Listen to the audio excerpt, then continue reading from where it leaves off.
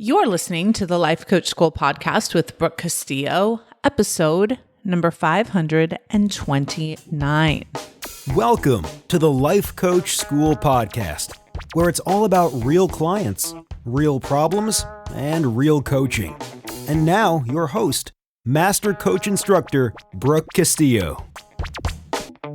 Hey friends, how are y'all doing? It has been such an amazing week. We have done some coaching in scholars that is mind-boggling to me. The amount of effort people are putting into their work this year. I think a lot of people joined this year knowing that it was the last year of scholars, and they have been doing some life-altering work. And it is just such an amazing honor to be a witness to it. It's exciting. Today, I want to talk to you all about satisfaction. And I want to talk to you about it in a way that kind of conflates three of the concepts that I've taught over the years. It's really interesting to be moving into this position where I have this huge body of work now that I can reference and that I can pull from. And I have an episode coming up next month where I'm going to talk about a course that I'm working on, that I'm creating, and how it's such a deep reflection of the work that I've already done and the difference between kind of the fluid intelligence and the crystal intelligence that I'm kind of moving into. It's really exciting. I can't wait to talk to you guys about it. But for the sake of this podcast, I want to talk about these three separate ideas that I think all contribute to our lives' satisfaction. And the three concepts are, and if you're a long-time podcast listener or you're in Scholars Get Coached, you are very familiar with these ideas, but I haven't ever talked about them all together and how they interrelate to each other in a podcast. So I want to do that here. So the first concept is the idea of deciding again. Now, if you go back through the podcast, there are so many different podcasts where I talk about decision making, I talk about decision debt, and I talk about the power of making decisions, and I talk about decision fatigue, right? There's so many angles where we can talk about decisions, but the main thing is decisions are our point of power in our life. They are the steering wheel, so to speak, of our life and of how we relate to our own selves in the direction of our lives. And so deciding again is a concept that I encourage all of you to participate in, which is every single year, you decide everything in your life again. You decide who you want to be. You decide your goals. You decide where you live. You decide the clothes that you wear, the hair that you have, everything, because it will keep you fresh and it will keep you alive and it'll keep you on the right track post-evolution. So I believe if you're living your life in a way where you're trying to grow and evolve, you will become different every year, maybe every month if you're having a high growth year. And so you want to always reconsider without any burden what your future will be, what the next year will be. And it's very challenging not to be run by your past decisions, by your past self, and by your past identity. And I think this is one of the biggest ways that we thwart our growth and ultimately our success by living through the habits and the patterns and the identities of our past. So it's a really powerful exercise to own your life by deciding regularly and not by living in default. So that's the first concept. The second concept I've taught a lot about is the idea of wanting what you have. So I have this exercise that I introduce in How to Feel Better inside of Scholars. And the concept is write down every single thing that you want. Okay. And I have a minimum of 25 things, and it can be little things and it can be big things. And one of the things that has happened over the past 20 years of coaching people and helping people figure this out is I've run into a significant number of people who have no idea what they want. They have no idea who they are because they don't know what they prefer. And this happened to me when I was much younger and I was trying to figure out how to decorate my own house. And I didn't know what kind of flowers that I liked. I knew what kind of flowers I thought other people liked. I knew what kind of flowers I thought would be impressive. I knew what kind of flowers would please my mother. But I had no idea that if no one else was going to see these flowers and I was just buying them for me, what is my favorite flower? I did not know. And so this really put me on this journey of discovering the things that I want, the things that I want to learn that I want, and how much I didn't know what that was. What I wanted was always based on pleasing other people and not on myself. And so I have been on this amazing adventure of wanting what I want and finding out what my desires are and wanting them from a place of freedom and self-knowledge and excitement. And once I have my clients do this exercise, and once I did it for myself, I noticed that the whole list of wants that I put on there were things that I didn't have yet. When I thought about what I wanted, I was constantly thinking from a place of scarcity, from things that I didn't have yet. And so I decided to continue the list and to list everything on there that I really wanted that I already have. And it blew my mind because the feeling that I had from that was desire and not gratitude. They're very similar feelings, but the experience was very different. To want from a place of abundance created desire and dopamine within me. And gratitude is being thankful for what you have, which is different than wanting what you have. And so I realized I really want this life that I've created. I really want this freedom I have around food and around alcohol. And I really want these friends that I have. And I really want this relationship that I have with my mom. And I really want this relationship that I have with my kids.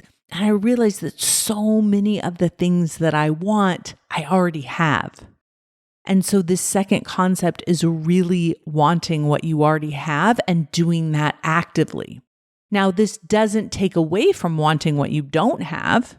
You still want to do that for sure. But wanting what you have is an extraordinary thing to do. And it relates back to deciding again, because what you may discover is that you have a lot of things that maybe you don't want anymore, or you never did want. And so deciding again to not have those things or to have those things, they're very closely related. And then the third concept that you've heard me talk a lot about is goal cultivation and cultivating extraordinary, impossible, amazing goals that invite you to grow and evolve and to become deeper into your own capacity. And I've talked about this in a lot of ways in terms of letting your own dreams delight you. Letting your dreams be a source of energy, be a source of contentment and excitement and joy and inspiration. Never to use your goals against yourself, never to use them as a reason to discount yourself or doubt yourself or treat yourself poorly because you haven't achieved them yet. And so when you think about how do you have a life that is truly satisfying, right? How do you have a life where you feel like, I like the idea of feeling sated, right? Where sated is like how you feel after you've eaten, right? After you've eaten a great meal. What is that like? What is that feeling like when you feel satisfaction? It's a fulfillment, right? It's how do you have this fulfilling life? It's like you've met your own expectations, your needs. You are complete in some ways. You are full in some ways. And I like that they use the word satisfaction when they're talking about like paying off a debt. You have satisfied your obligation. You've satisfied your obligation to the debt. But also satisfaction comes from having accomplished something extraordinary and that you wanted, that you put out there. And I think when I think about this word, when I was thinking about prepping for this, I was thinking about there's two types of satisfaction, right? And this is something that I think is controversial in my work sometimes. It's if you're already satisfied with what you have, why are you setting all these goals? Because isn't the goal satisfaction? And if you start from satisfaction and you're only going to end up with satisfaction, then what is the point? And I first want to say, if you start with satisfaction and you end with satisfaction, you are doing it right. You are doing it beautifully. You are understanding it. You are understanding that your whole life and the growth and the discomfort and the involvement can all be from a place of it being ultimately satisfying and accepting what is, accepting the darkness and the light and the beauty of all of it along the way. And so when you want what you already have, you generate a sense of desire from a sense of abundance, from a place of already being satisfied. It's kind of like grocery shopping after you've eaten or planning a meal after you've eaten. There's no feel of intense hunger that is needed in order for you to calmly pursue the life of your dreams. So when we want what we have and when we decide again what we want and what we have, then we can go into the process of goal cultivation. And when you think about many of the concepts that I've talked about in the last word on power and the idea that sometimes you have to give up who you are in order to become who you want to be. You need to give up a winning strategy that has gotten you this far in order to adopt a new strategy to get you to the next place. And many times the people in your life that have gotten you and helped you and supported you up to a certain point are not able to come with you on the ride to that next version of yourself. And having that be the norm, the deciding again, the evolving again, the letting go, the accepting of the new and wanting new while also wanting what you already have is the deepest level of satisfaction. It is the most fulfilling. And I've watched so many, mostly my colleagues do this, is they want something from this place of scarcity and they want it so badly. And then they get it and they just want the next thing. And instead of redeciding, do I still want this thing or do I want more of this thing? Or even do I want the next step of this thing? I have now become a new person having achieved this, so I need to redecide. And then I need to evaluate and think about what I have that I already want. And then, and only then, do I think about the things that I don't yet have that I also want. And when you do this, the rub is that you will set a goal, you will achieve it, and then at some point you may decide you don't want it. Something that you wanted. Maybe it was to get married. Maybe it was to get a job somewhere. Maybe it was to move to a certain area. Maybe it was to collaborate with a group of people. Whatever it is, you may have wanted it so bad, and then you get it, and you feel some sort of obligation to honor your past desire for it and to honor the sunk costs that went into it. And nothing will make you feel more stuck than that. And I want to give you permission to redecide what it is you actually want and to maybe not pursue that goal in that same way after you've satisfied it, after you've achieved it. True satisfaction comes from consciously living your life on purpose, not based on other people and not based on your past, but based on who you are right now, your consciousness in this moment, and what you are being driven to consider. Now, One of the things that I'm always kind of wiggling around with my clients is this desire to identify themselves as they've always been. So they'll say something like, well, I've always been this way, or this has always been difficult for me, or I've been doing this my whole life. And I like to say to them, so what? It doesn't matter that you've always struggled. You don't have to continue to struggle. It doesn't matter that you've never done it this way. You could try to do it this way. It doesn't matter that you've never considered it or nobody's offered you the possibility of it. You can consider it now. So if you are someone, as you're listening to this, you're like, oh dear, this feels scary to me. This feels like I could blow up my life if I do this process. I feel like there's a lot of things in my life that I don't want, that I have, and that I need to redecide about. I just want you to know you don't have to change anything. You can live the way you've been living, but at least tell yourself the truth. I want this, but I'm not pursuing this, and this is why.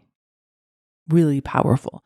I'm deciding again to do this thing that I'm telling myself I don't want, but I'm deciding to do it again because obviously I want it more than I don't want it, and make that conscious. And then please spend some time wanting what you already have. Wanting clean drinking water.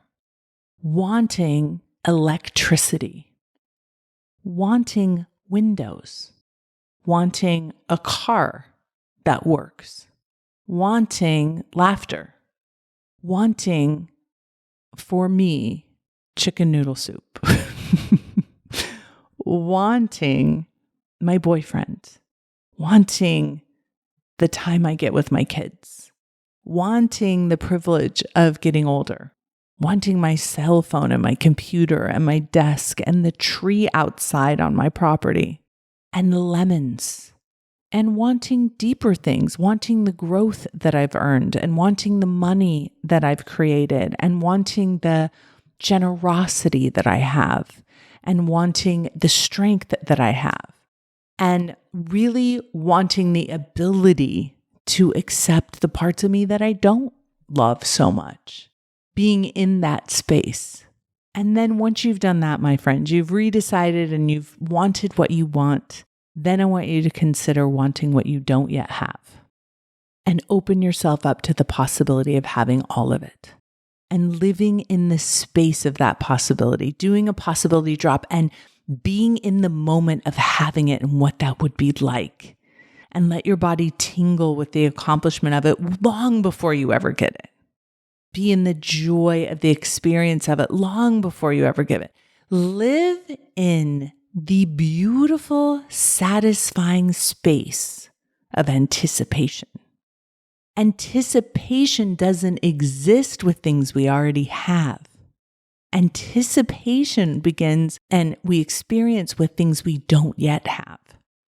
And so feeling anticipation instead of scarcity, feeling anticipation instead of doubt, feeling anticipation and delight with what it is you want versus the things you wish you had and you don't. Think of wishing that you had them and will. That, my friends, is what is going to create a life of pure satisfaction for you without having to accomplish one more thing, without having to take any more action. You can do this in this moment. And I really encourage you to do it over the next 6 weeks as we're preparing for the new year. Really setting yourself up to be fully satisfied with this life in this moment. None of us know how much time we have left. And so living within satisfaction by redeciding, wanting, and setting goals is the best way I know how to do that. I hope you have a beautiful rest of your month, and I'll talk to you next month. Take care.